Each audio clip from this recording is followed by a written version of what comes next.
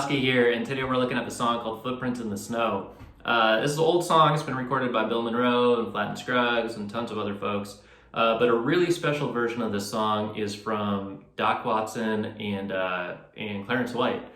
They recorded this together at the Newport Folk Festival, or I should say they played this at a guitar workshop, and it was recorded. Somebody recorded it, and it's now since been available for us to listen to.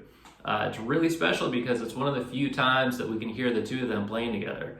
And their styles are so different, but they're both so good. So it's cool to be able to see it back to back. So what we'll do is just take a look at each of these solos. First Doc Watson's and then Clarence White's. And I'll play each one and then just talk a little bit about each one. So let's start with Doc's solo. I'll do this at 85 BPM.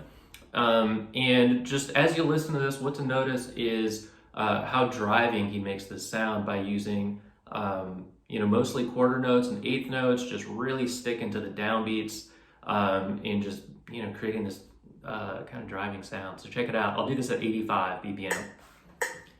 Here we go. This is Doc's solo for Footprints in the Snow. 1, 2, 3.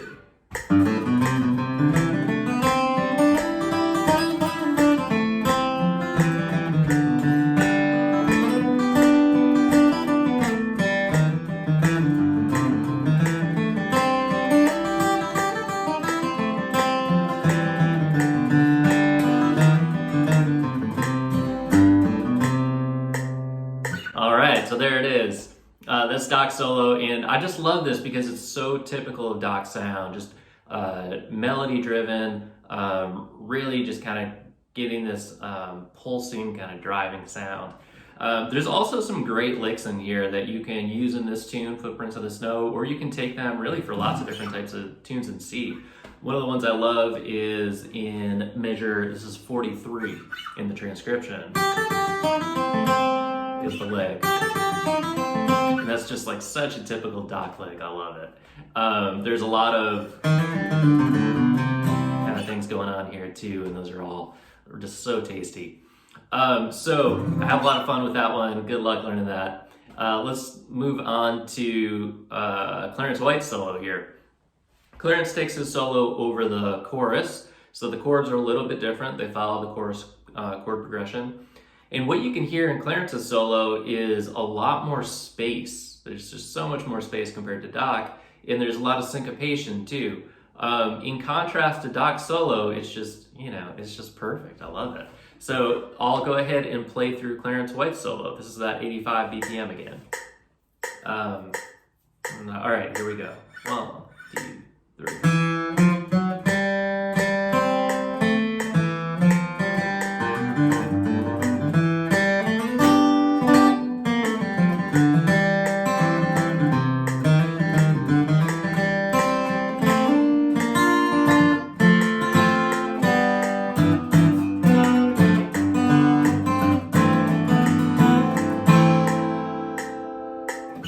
So there's Clarence White's solo.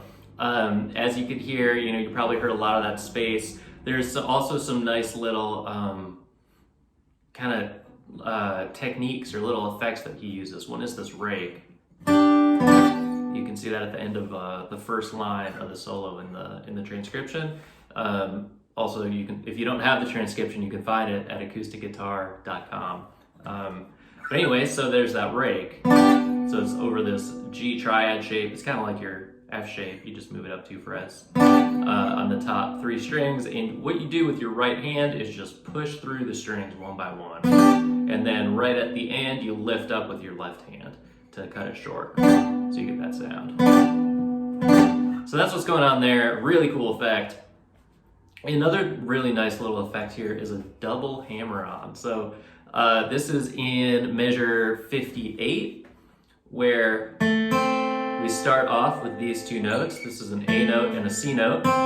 So on the 3rd string and the 2nd string, these are going to be frets 2 and 1. And then you hammer on to frets 3 and 3. Right there. So that's going to be a hammer on. Kind of tough to do. but it's a really nice little effect. You don't hear it done that often either. But I think that's what Clarence is doing in this solo. Really cool thing. And then it also something kind of unique is these jazz voicings at the very end. So in measure 61, you have kind of like this like G6 turned to a G7.